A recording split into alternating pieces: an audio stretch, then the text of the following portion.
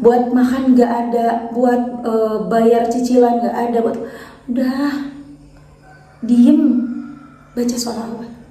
Jangan kita cari pertolongan ke selain Allah karena itu akan sia-sia teman-teman. Belum tentu orang yang kita mintain tolong itu akan. Bismillahirrahmanirrahim. Alhamdulillahirrabbilalamin. Allahumma sholli ala Sayyidina Muhammad wa ala ali Sayyidina Muhammad. Assalamualaikum warahmatullahi wabarakatuh. Halo teman-teman, apa kabar? Mudah-mudahan teman-teman selalu dalam lindungan Allah Subhanahu wa taala. Amin ya rabbal alamin. Alhamdulillah, kali ini aku akan sharing pengalaman sholawat dari beberapa teman kita. Tapi sebelumnya buat teman-teman yang punya testimoni sholawat, silahkan kirimkan testimoni kamu ke sini, ke nomor ini. Dan buat teman-teman yang punya Instagram, jangan lupa follow Instagram aku, Meliza Arnelia. Teman-teman, makasih ya buat kalian yang udah order, dari yang sampai yang jauh-jauh, ada yang di Cina, di Taiwan, ada yang di Malaysia. Makasih banyak ya. Mudah-mudahan berkah buat kita semua, amin. Mudah-mudahan bukunya bermanfaat. Dan buat teman-teman yang mau order, teman-teman bisa order di nomor admin aku yang ini. Tapi udah nggak ada free tasbihnya ya teman-teman ya. Jadi yang free tasbih itu udah habis. Totalnya alhamdulillah ada 500 piece, udah habis yang 500 piece itu. Jadi kalau misalnya teman-teman mau order ke admin udah nggak ada tasbihnya lagi ya. Oke teman-teman, langsung aja aku bacain testimoninya ya. Ini yang pertama dari Mbak J ya teman-teman. Assalamualaikum Mbak Mel. Waalaikumsalam. Saya J dari Indramayu. Mbak Mel, saya mau berbagi testimoni, tapi sebelumnya kalau mau dibagikan jangan sebut nama saya ya. Sebelumnya saya waktu itu kan bilang sama Mbak Mel lagi ngerjalanin wirid sholawat Jibril karena saya banyak utang. Jadi saya selalu baca sholawat lagi apapun. Tapi kalau lagi santai saya baca sholawat sampai 4444 kali, terus kanzul arsy-nya 1 kali. Dan pasrah kepada Allah. Itu 1 bulan, dan di hari tanggal saya gajian, majikan saya ngasih gaji 10 juta. Padahal gaji saya 1 bulan cuma 4,5 juta. Masya Allah. Alhamdulillah banget Mbak Mel buat bayar utang dan kebutuhan sehari-hari di rumah karena saya lagi di Erbil, Irak. Dan sekarang mau gajian lagi, baru sekarang dikasih kalung emas Mbak Mel. Aku bersyukur banget. Dan terima kasih untuk Mbak Mel yang selalu ngasih jalan terbaik. Sama-sama Mbak. Alhamdulillah sebenarnya banyak sih testimoni yang lainnya, ada aja keberkahannya. Kemudian aku tanya, boleh diceritakan? Iya Mbak, ntar saya ceritakan. Saya lagi masak karena saya di Irak. Assalamualaikum Mbak Melisa. Ya, sekarang saya ceritakan lagi tentang apa yang saya alami karena membaca sholawat sama kanzul arsy sekarang Mbak. Tiap hari ada aja rezeki dari majikan Mbak. Tadi malam dikasih sepatu yang bermerek sama majikan. Dan majikan sekeluarga tidak menganggap aku sebagai pembantu, seperti anak sendiri. Gaji Mbak, bukan Mbak, mungkin gaji aku ya. Gaji aku yang tadinya cuma 4,5 juta 1 bulan, sekarang dikasihnya 10 juta dengan gak sengaja. Majikan katanya buat kamu gaji. Sampai terharu Mbak, Masya Allah, babu gajinya 10 juta, gak percaya sampai sekarang. Tapi itu fakta, saya udah kirim ke Indonesia. Dan sekarang saya lagi ngamalin buat beli tanah Mbak, semoga tercapai Mbak, amin.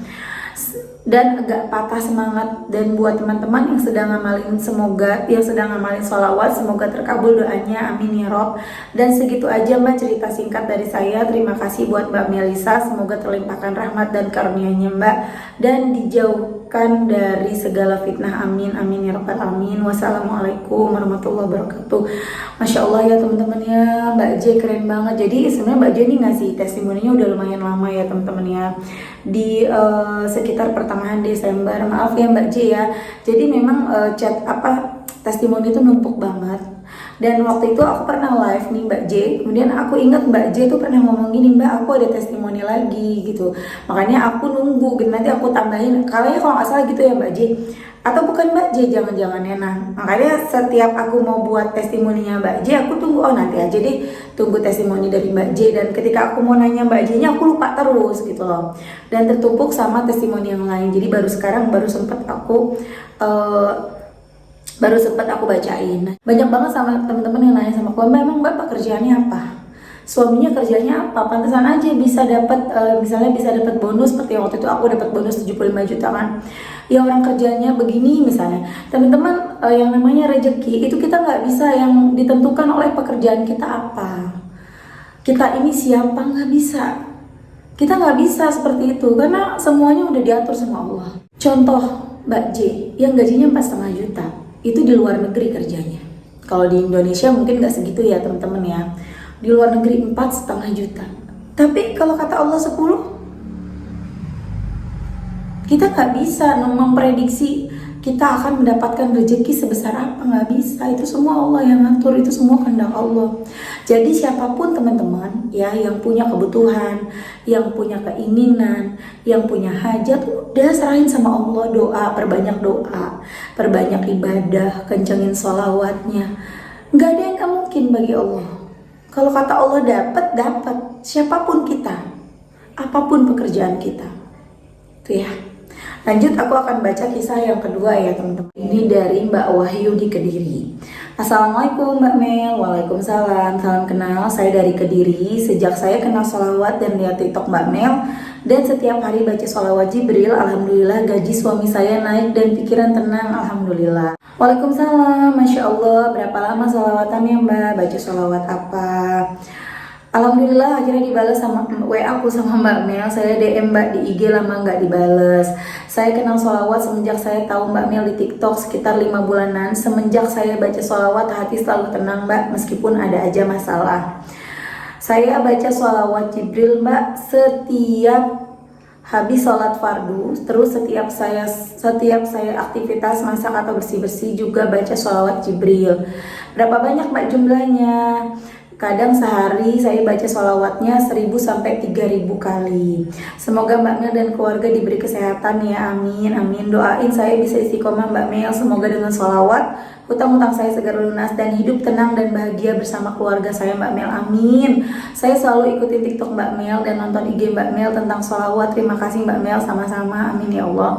Nah lanjut, Mbak Wahyu ini ngirimin aku lagi testimoni di tanggal 20 Desember ya. Assalamualaikum Mbak Mel. Waalaikumsalam.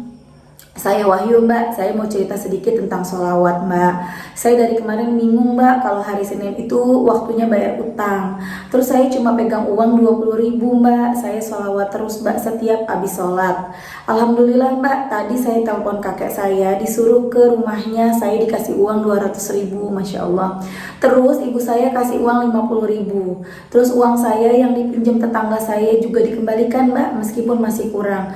Terus ada lagi Mbak, sore ini tadi ada yang WA nanyain uangnya, saya jawab belum ada. Dia ngotot mau ke rumah Mbak, saya gemeter Mbak. Terus saya dengar azan asar, saya mandi terus sholat. Setelah sholat saya baca sholawat Mbak, sambil badanku bergetar ketakutan. Setelah sholat dan baca sholawat, orangnya telepon Mbak. Terus saya angkat, saya ngomong maaf belum ada uang. Alhamdulillah Mbak Mel, orangnya nggak jawab iya nggak apa-apa. Orangnya jawab iya nggak apa-apa. Terus orangnya nggak jadi ke rumah saya Mbak. Tadinya dia marah-marah Mbak sama saya. Setelah saya baca sholawat, orangnya jadi nggak marah-marah Mbak. Masya Allah. Begitu dahsyatnya sholawat Mbak Mel, Masya Allah. Ya Mbak, makasih banyak ya Mbak Mel. Doain saya bisa istiqomah. Di samping saya baca sholawat, saya juga ngamalin W40 Mbak, juga sedekah subuh. Masya Allah ya teman-teman, itu tadi testimoni dari Mbak Wahyu. Dahsyat banget ya. Jadi tadi ada testimoni dari Mbak J, kemudian sekarang dari Mbak Wahyu yang dahsyat banget teman-teman. Tadi kan Mbak Wahyu bilang di telepon ya, orangnya mau datang yang nagih utang dan si orang ini marah-marah gitu ya. Bahkan sampai Mbak Wahyu ini gemeteran. Kalau udah sampai gemeteran artinya kan marah-marahnya itu bukan main-main ya, marah-marah banget gitu ya. Dan ini bener-bener sesuatu yang nggak mudah gitu loh, karena banyak banget orang-orang yang nge-DM aku, nge-WA gitu. Bahkan ada yang komen yang udah kayaknya udah takut banget, udah bingung harus ngapain lagi. Bahkan sampai yang pinjem uang gitu, Mbak tolong Mbak pinjemin aku uang gitu. Untuk teman-teman yang mungkin sekarang nonton tayangan aku, kalian adalah salah satu yang nge-DM aku untuk pinjem uang. Mohon maaf teman-teman, aku cuma bisa kasih teman-teman support dan doa. Hanya bisa membantu teman-teman doa, membantu teman-teman lewat tayangan-tayangan aku. Semoga bisa membuat teman-teman bersemangat. Yang bisa menolong kita itu cuma Allah. Ya, yang bisa menolong kita dari segala hal itu cuma Allah. Gimana caranya? Ya itu terserah Allah. Allah yang lebih tahu cara-cara terbaik buat menolong kita. Tugas kita itu berusaha. Jadi aku selalu bilang, daripada kalian susah-susah, capek-capek nyari perhatian orang, nyari belas kasihan orang. Mbak, saya susah banget mbak, saya nggak makan mbak, anak saya sampai cuma dikasih air putih mbak gitu. Buat apa? Buat dikasih kasihanin gitu, buat orang-orang biar kasihan sama kita. Nggak perlu. Orang cuma bisa mengasihani, tapi mereka tidak bisa membantu. Buat apa? Mempermalukan diri kita sendiri. Lebih baik kita ambil wudhu. Kalau yang lagi nggak sholat, nggak wudhu, ya nggak usah wudhu ya. Baca sholawat. Pergunakan waktu yang tersisa untuk bersolawat. Kalau bisa ngaji, baca Quran, ngaji itu jauh lebih bagus lagi. Lakukan ibadah-ibadah. Allah nggak mungkin ngebiarin kita tersiksa, tuh nggak mungkin. Allah nggak mungkin ngebiarin kita susah banget. Ngebiarin kita sampai dihina orang, dicaci orang, kemudian ngebiarin kita sampai kelaparan, nggak mungkin. Pasti ada pertolongan dari Allah. Minimal yang pertama, hati kita tenang, hati kita adem, itu dulu.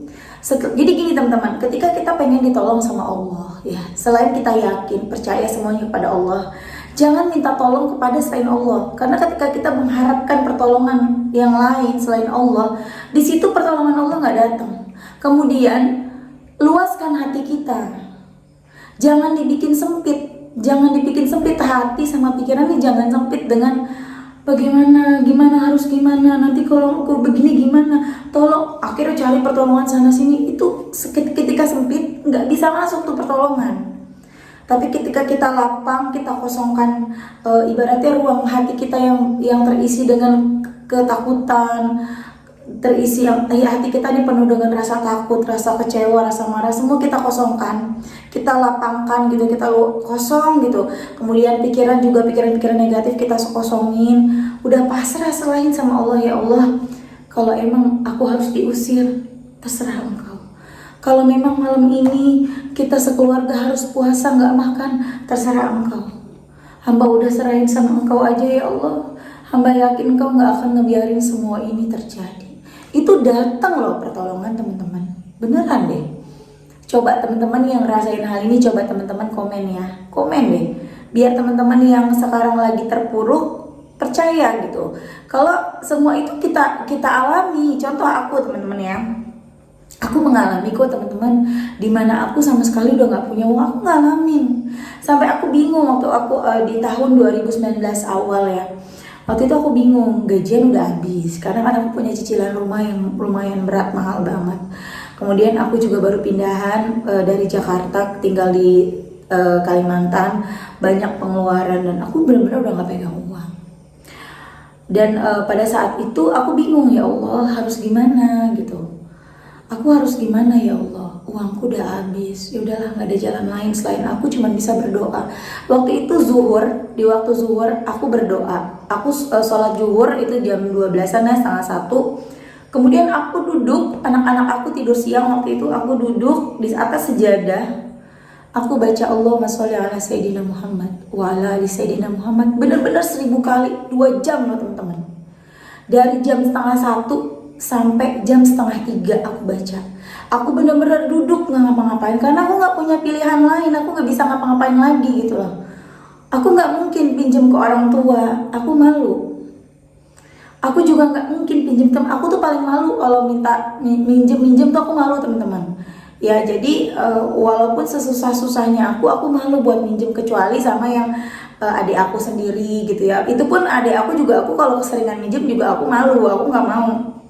Kalau bisa ya jangan sampai minjem gitu ya.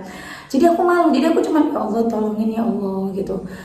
Hamba udah nggak punya uang lagi ya Allah, harus gimana ya Allah, buat besok gimana ya. Udah, Allahumma sholli ala Sayyidina Muhammad wa ala ali Sayyidina Muhammad, Allahumma sholli ala Sayyidina Muhammad wa ala ali Sayyidina Muhammad. Dan selesai aku baca, aku dapat rezeki. Nggak lama, aku udah lupa ya, itu 2019 awal ya teman-teman. Aku dapat rezeki, aku lupa itu dari mana arah rezekinya.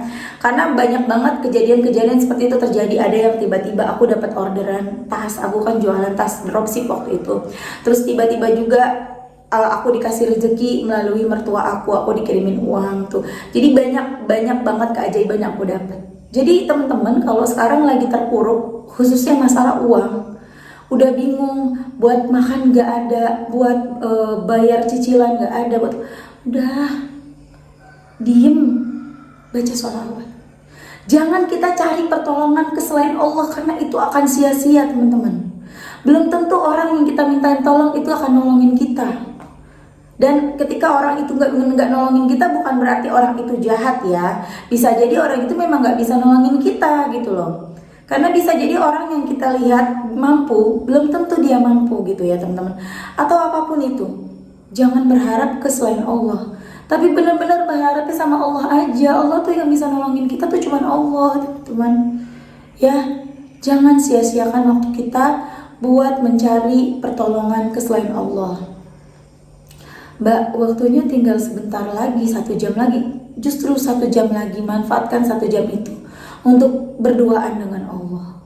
Kalau bisa ngaji, baca Quran, ngaji terus ngaji, jangan berhenti teman-teman. Baca Yasin bolak-balik, baca Waqiah bolak-balik, atau hatamin Quran segala, baca terus.